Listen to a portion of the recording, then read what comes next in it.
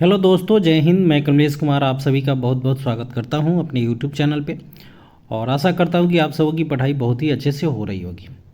आगामी आने वाले जितने भी स्टेट पीसीएस है, जैसे कि बीपीएससी, बिहार एसएससी हो गया, दरोगा हो गया और बिहार से जितने भी रिलेटेड परीक्षाएं होने वाली हैं, उन सब के लिए बहुत ही ये महत्वपूर्ण वस्तुनिष्ठ समान अध्ययन का प्रैक्टिस सेट है, जो इडुटेरिया के जो ऑनर है प्रवीण सर, उनके द्वारा निकाला गया है। तो ये बहुत ही अच्छा है ऑल स्टेट पीसीएस के लिए। तो चलिए आज हम लोग जो है प्रैक्टिस सेट 16 को देखेंगे। अगर आप लोगों को इसका पीडीएफ चाहिए तो आप मेरे टेलीग्राम से जुड़ सकते हैं। इसका लिंक जो है डिस्क्रिप्शन लिंक में दिया रहता है। और ये जो अभी तक 15 सेट हुए उसको देखने के लिए आप जो है इडुटेरिया सेट प्रैक्टिस के नाम से प्लेलिस्ट में जाए और वहाँ पर ये सारे वीडियो देख सकते हैं। तो चलिए आज हम लोग 16 प्रैक्टिस सेट जो है उसको आगे बढ़ाते हैं। आज का पहला क्वेश्चन है, the fractured Himalaya India debate China 1949 से 1962 पुस्तक के लेखक कौन है? तो इसका आंसर हो जाएगा ऑप्शन ए। ठीक है, ऑप्शन ए निरुपमा राव। ठीक है, निरुपमा राव। नेक्स्ट है दूसरा क्वेश्चन, कुल्लू घाटी किसके मध्य स्थित है? तो कुल्लू घाटी जो है वो धौलाधर एवं पीर पंजाल के बीच स्थित है। और कुल्लू घाटी कहाँ है? तो हिमाचल प्रदेश में। नेक्स्ट आगे बढ़ते हैं, दिए गए प्रश्नों का सही मिलान कीजिए। ठीक है, दिए गए प्रश्नों का सही मिलान कीजिए। तो ये भटकल जो है, भटकल पतन जो है ये कर्नाटक में है। उसके बाद जो है इसका पहले 3 1 4 2 मिला देते हैं, 3 1 4 और 2। तो भटकल जो है पतन ये कर्नाटक में है, एलेप्पी केरल में हो जाएगा, काकीनाडा जो है आंध्र प्रदेश में और तूतीकोरिन बंदरगाह जो है ये तमिलनाडु में। तो इस तरह से इसका आंसर ऑप्शन सी बिल्कुल सही होगा। कपास के उत्पादन के लिए सबसे उपयुक्त मिट्टी कौन सी मानी जाती है? तो इसका आंसर हो जाएगा काली मिट्टी। ठीक है, काली मिट्टी कपास के लिए काफ़ी महत्वपूर्ण है और महाराष्ट्र, गुजरात आदि क्षेत्र जो है वो कपास के लिए काफ़ी फेमस है। दिए गए विकल्पों में कौन सा राज्य नर्मदा नदी घाटी का भाग नहीं है? ठीक है, भाग नहीं है तो 5 का आंसर ऑप्शन डी हो जाएगा, राजस्थान। राजस्थान जो है नर्मदा नदी घाट का भाग नहीं है। अगला पॉइंट है 6 नंबर क्वेश्चन आपका, दिए गए विकल्पों में कौन सा सही सुमेलित नहीं है? तो 6 का आंसर ऑप्शन डी हो जाएगा। 2 और 3 जो है वो सुमेलित नहीं है, जैसे नीली क्रांति उर्वरक से ये बिल्कुल गलत है और पीली क्रांति अंडा उत्पादन से, ये दोनों गलत है। ठीक है, तो इसमें एक सही है, स्वर्ण क्रांति फल उत्पादन से सही है। अगर नीली क्रांति का सही आंसर देखा जाए तो ये मत्स्य पालन मछली से हो जाएगा और पीली क्रांति जो है वो तिलहन से हो जाएगा। ठीक है, तो इसका आंसर ऑप्शन डी होगा। भारत में कृषि को प्रभावित करने वाला मौसम का सबसे महत्वपूर्ण तत्व कौन सा है? तो इसका आंसर ऑप्शन बी हो जाएगा, वृष्टि। ठीक है, वृष्टि। नेक्स्ट है, पृथ्वी के उद्गम की नेबुलर परिकल्पना किसने दी थी? तो 8 का आंसर ऑप्शन बी हो जाएगा, इम्यूनस कांट ने। ठीक है, इम्यूनस कांट ने। आगे बढ़ते हैं हम लोग अगले क्वेश्चन की तरफ। 9 नंबर क्वेश्चन है आपका, निम्नलिखित विकल्पों में से किसका मिलान सही नहीं है? तो 9 का आंसर जो हो जाएगा वो दुधवा राष्ट्रीय उद्यान छत्तीसगढ़, ये बिल्कुल गलत है। ठीक है, काजीरंगा असम में सही है, घाना पक्षी विहार राजस्थान में ये भी सही है और कान्हा राष्ट्रीय उद्यान मध्य प्रदेश में ये भी सही है। लेकिन दुधवा राष्ट्रीय उद्यान छत्तीसगढ़ में नहीं है, दुधवा राष्ट्रीय उद्यान जो है उत्तर प्रदेश में। ठीक है, उत्तर प्रदेश। आगे बढ़ते हैं, रामसर सम्मेलन संबंधित है किस चीज़ से? तो रामसर सम्मेलन जो संबंधित है वो आर्द्र भूमि से। ठीक है, आर्द्र भूमि से है। आगे बढ़ेंगे हम, दिए गए विकल्पों में से कौन वैश्विक तापन के लिए उत्तरदायी नहीं है? तो इसका आंसर जो हो जाएगा आर्गन। ठीक है, आर्गन जो है एक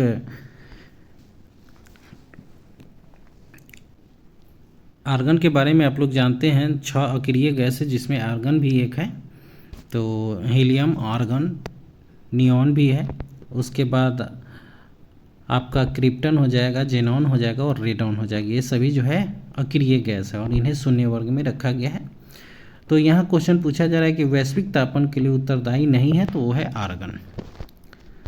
नेक्स्ट आगे बढ़ते हैं, यदि किसी वस्तु की मांग की ऋणात्मक आय लोच है और धनात्मक मूल्य लोच है तो ये वस्तुएं किस प्रकार की हैं? तो इसका आंसर ऑप्शन सी हो जाएगा, निम्न स्तरीय वस्तु है। ठीक है, निम्न स्तरीय वस्तु। मांग की ऋणात्मक आय लोच है और धनात्मक मूल्य लोच है तो ये निम्न स्तरीय वस्तु है। अगला क्वेश्चन है, किसी देश की राष्ट्रीय आय का निर्धारण करने के लिए निम्न में से कौन सी पद्धति प्रयोग में नहीं लाई जाती है? तो 13 का आंसर ऑप्शन ए हो जाएगा, निवेश पद्धति। ठीक है, निवेश पद्धति। दिए गए विकल्पों में किस पंचवर्षीय योजना की अवधि 4 वर्ष की थी? तो इसका आंसर जो हो जाएगा वो 5वीं पंचवर्षीय योजना। ठीक है, 5वीं पंचवर्षीय योजना। सूची 1 को सूची 2 के साथ मिलान करना है। भौतिक राशि है और एक तरफ मात्रक दिया हुआ है, तो त्वरण का ऐसा ही मात्रक जो होता है मीटर प्रति सेकेंड स्क्वायर होता है। ठीक है, मीटर प्रति सेकेंड स्क्वायर होता है। बल का ऐसा ही मात्रक जो हो जाएगा वो न्यूटन हो जाएगा। कार का ऐसे ही मात्रक जूल हो जाएगा और आवेग का ऐसे ही मात्रक न्यूटन सेकेंड हो जाएगा। तो इस तरह से 15 का आंसर 3, 4, 1, 2 होगा, ऑप्शन ए। आगे बढ़ते, किसी लटके हुए कालीन को जब छड़ी से पीटा जाता है तो धूल के कण उससे बाहर निकल जाते हैं। ये किसके कारण होता है? तो ये जड़त्व के कारण होता है, ऑप्शन ए बिल्कुल सही है। आगे 17 नंबर क्वेश्चन, सार्वत्रिक गुरुत्वाकर्षण नियतांक का मान होता है। ठीक है, सार्वत्रिक गुरुत्वाकर्षण नियतांक का मान जो होता है 6.67 गुने 10 के पावर -11 न्यूटन मीटर स्क्वायर बटा में केजी स्क्वायर, ऑप्शन डी बिल्कुल सही है। अगला क्वेश्चन है, सर्वाधिक प्रत्यास्था वाला पदार्थ निम्नलिखित में से कौन है? तो 18 का आंसर डी हो जाएगा। क्वार्ट्ज जो है सर्वाधिक प्रत्यास्था वाला, ये निम्नलिखित में से है। ऐसे सर्वाधिक प्रत्यास्था जो होता है वो अलग है, इसमें निम्नलिखित है, इसलिए क्वार्ट्ज जिसका आंसर होगा। विशिष्ट ऊष्मा के संबंध में निम्न में कौन सा कथन सत्य नहीं है? तो 19 का आंसर ऑप्शन ए हो जाएगा। विशिष्ट ऊष्मा पदार्थ की प्रकृति पर निर्भर नहीं करती है। ठीक है, ये जो है सत्य नहीं है, बाद बाकी तीनों सत्य हैं। विशिष्ट ऊष्मा किसी पदार्थ के विभिन्न द्रव्यमानों के विशिष्ट ऊष्मा के समान होती है। इसका मात्रक जूल प्रति किलोग्राम केल्विन होता है और इसका मात्रक किलो कैलोरी प्रति किलोग्राम सेंटीग्रेड होता है। ठीक है, तो ये कथन जो है ये बी, सी, डी सही है, बाद बाकी ए जो है वो बिल्कुल सही नहीं है। निम्नलिखित में से कौन एरोसॉल का उदाहरण नहीं है? तो 20 का आंसर डी हो जाएगा। जल में तेल जो है वो एरोसॉल का उदाहरण नहीं है। धुंध, बादल और कोहरा जो है ये एरोसॉल का उदाहरण है। अगला पॉइंट है, सूची 1 को सूची 2 के साथ मिलाना है, तो इसका आंसर जो हो जाएगा देख लेते हैं। इसका आंसर जो हो जाएगा ऑप्शन डी हो जाएगा, 4, 1, 3, 2, 4, 1, 3 और 2। ठीक है, तो न्यूट्रॉन जो है जेम्स चैडविक ने खोज किया था, इलेक्ट्रॉन का जे थॉमसन ने, उसके बाद प्रोटॉन का खोज जो किया था गोल्डस्टीन ने किया था, और परमाणु नाभिक का खोज जो रदरफोर्ड ने किया था। नेक्स्ट है, सोडियम के एक परमाणु में कोर इलेक्ट्रॉन की संख्या कितनी है? तो सोडियम के परमाणु में कोर इलेक्ट्रॉन की संख्या जो है वो 10 है और इसमें संयोजी इलेक्ट्रॉन मात्र 1 होता है। ठीक है, निम्नलिखित में से कौन हाइड्रा अम्ल के उदाहरण है? तो 23 का आंसर जो हो जाएगा ऑप्शन सी हो जाएगा, HCl। HCl को हाइड्रोक्लोरिक अम्ल कहते हैं। बॉयल, चार्ल्स और एवोगाड्रो द्वारा प्रतिपादित गैसीय नियमों का संयुक्त रूप क्या कहलाता है? तो 24 का आंसर सी हो जाएगा, आदर्श गैस नियम। ठीक है, आदर्श गैस नियम।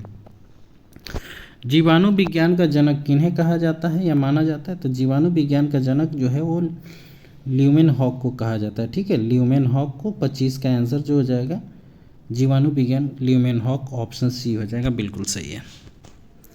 माइटोकॉन्ड्रिया का रासायनिक संगठन में निम्नलिखित में से किसकी मात्रा सर्वाधिक होती है? तो 26 का आंसर जो हो जाएगा ऑप्शन ए हो जाएगा, प्रोटीन। ठीक है, प्रोटीन। प्लाज्मा के संबंध में कौन सा कथन सही नहीं है? तो 27 का आंसर जो हो जाएगा ऑप्शन सी हो जाएगा, इसमें रक्त कणिकाएं होती हैं, ये बिल्कुल सही नहीं है। हेपेटाइटिस बी एक संचारी रोग है जो मुख्य रूप से किस अंग को संक्रमित करता है? तो 28 का आंसर ऑप्शन बी हो जाएगा, यकृत को। ठीक है, यकृत। निम्नलिखित में से कौन सा मस्तिष्क का मुख्य सोचने वाला भाग है?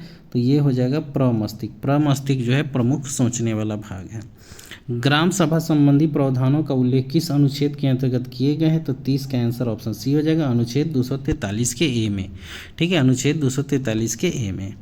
अगला पॉइंट है, संसद के दोनों सदनों की संयुक्त बैठक की संकल्पना किस देश की संविधान से लिया गया है? तो इसका आंसर ऑस्ट्रेलिया, ऑप्शन बी सही है। ठीक है, और ऑस्ट्रेलिया की राजधानी कैनबरा है। उच्चतम न्यायालय का अभिलेख न्यायालय का उल्लेख किस अनुच्छेद में किया गया है? तो ये जो हो जाएगा ऑप्शन ए, अनुच्छेद 129। उच्चतम न्यायालय एक अभिलेख न्यायालय यह 129 में बताया गया है। नेक्स्ट है अगला पॉइंट, भारतीय संघ के पदाधिकारियों को मिलने वाले वेतन भत्ते तथा पेंशन आदि का उल्लेख संविधान के किस अनुसूची में किया गया है? तो 33 का आंसर ऑप्शन ए हो जाएगा दूसरा। ठीक है, दूसरा अभिलेख।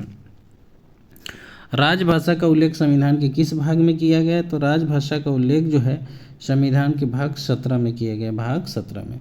संविधान की प्रस्तावना में निम्न में से क्या उल्लेख नहीं है? तो 35 का आंसर ऑप्शन ए हो जाएगा धार्मिक न्याय। ठीक है, धार्मिक न्याय।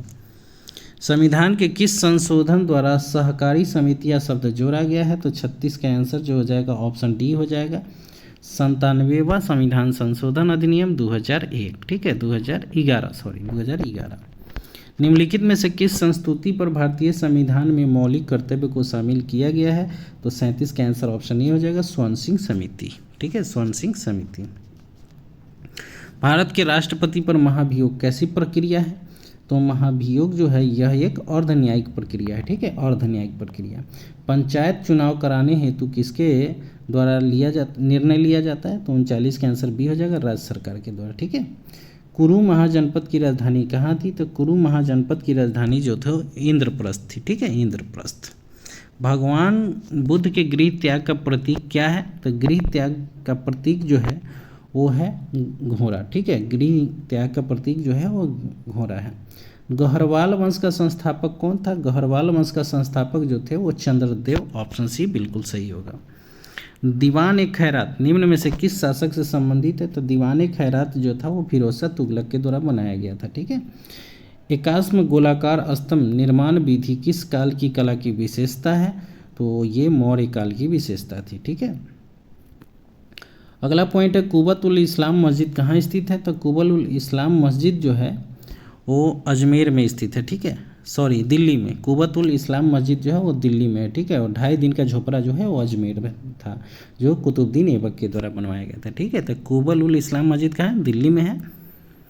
अगला पॉइंट है सिंधु काल में सीसा निम्नलिखित में से कहाँ से आयात किया जाता था? तो सीसा जो था वो ईरान से आयातित होता था। ईरान की राजधानी जो है तेहरान है। ठीक है, सूची 1 को सूची 2 के साथ मिलाना है। तो 47 का आंसर जो है देख लेते हैं, ऑप्शन ए होगा। शिशु प्रतिबंध जो है लॉर्ड वेलेस्ली ने लगाया था। सती प्रथा प्रतिबंध लॉर्ड विलियम बेंटिंग ने, और दास प्रथा लॉर्ड एलनबरो ने, और हिंदू विधवा पुनर्विवाह जो है लॉर्ड कैनिंग ने। तो ये चारों जो है लगातार थे। ए बी सी का 1 2 3 4 होगा, ऑप्शन ए बिल्कुल सही है। अगला पॉइंट है 48 नंबर क्वेश्चन, भारतीय राष्ट्रीय कांग्रेस के प्रथम मुस्लिम अध्यक्ष कौन थे? तो ये थे बदरुद्दीन तैयब जी। ठीक है, जो मद्रास अधिवेशन में भाग लिए थे ये अध्यक्ष थे बदरुद्दीन तैयब जी, प्रथम मुस्लिम अध्यक्ष। पूना सार्वजनिक सभा के संस्थापक निम्न में से कौन थे? तो पूना सार्वजनिक सभा के जो थे वो MG रानाडे थे। ठीक है, महादेव गोविंद रानाडे। आज के सेशन का लास्ट क्वेश्चन है, इनाम कमीशन की स्थापना किस गवर्नर जनरल के समय हुआ था? तो इनाम कमीशन जो था वो लॉर्ड डलहौजी के समय पारित हुआ था। ठीक है, अब देख लेते हैं स्मरणीय तत्व कुछ। तुगलक वंश के संस्थापक कौन थे? तो गियासुद्दीन तुगलक थे। गियासुद्दीन तुगलक का उत्तराधिकारी मोहम्मद बिन तुगलक हुआ, और मोहम्मद बिन तुगलक मध्यकालीन सभी सुल्तानों में सबसे योग्य, शिक्षित एवं विद्वान शासक था। इसे स्वप्नशील, पागल या रक्त पिपासु भी कहा गया है। कृषि के क्षेत्र में विकास हेतु इसने अमीर कोही विभाग की स्थापना की थी, और इसने अपनी राजधानी को दिल्ली से हस्तांतरित करके देवगिरी स्थापित की तथा इसका नाम दौलताबाद रखा था। सर्वप्रथम सांकेतिक मुद्रा का प्रचलन इसी के द्वारा मतलब मोहम्मद बिन तुगलक ने किया था। सर एडवर्ड थॉमस ने मोहम्मद बिन तुगलक को प्रिंस ऑफ मॉनियर्स कहा था। ठीक है, एडवर्ड थॉमस ने प्रिंस ऑफ मॉनियर्स किसे कहा था? मोहम्मद बिन तुगलक को कहा था।